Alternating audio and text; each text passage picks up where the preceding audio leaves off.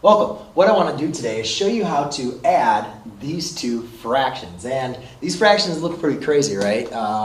First over here we have 2 divided by 2n squared minus 16n. And over here we have 4n plus 4. But all we need to really do is just remember, how do we add fractions? How do we add our rational terms? And remember, to do that we just have to have the common denominator.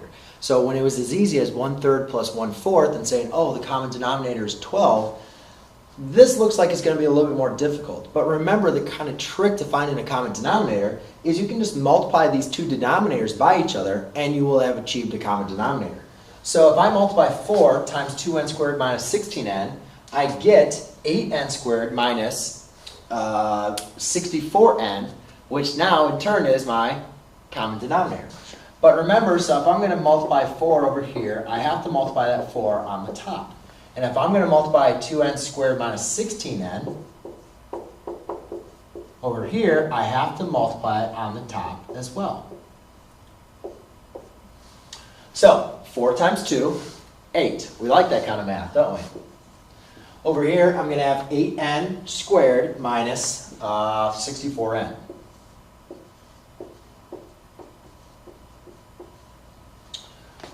Alright, and now let's go over to the other side. Plus, so now I got to use distributive property.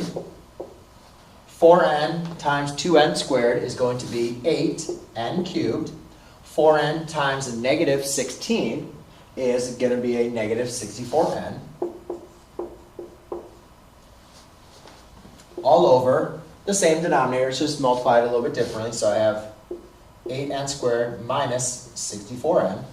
So now I can combine my numerators and rewrite my denominator, and that's a squared term. Thank you. And I can just write them in descending order. So I have 8n cubed minus 64n squared plus 8, all divided by 8n squared minus 64n. And before we say, oh, thank you, you're welcome, or we say, I'm done, you're welcome, what I want to do is look at this and say, is there a number, though, that I can factor out that all of these terms share? And of course there is. All 8 can be factored into all of these, or can be multiplied into all of these terms, so I want to factor out an 8. So when I factor out an 8, my final solution, my final simplified solution,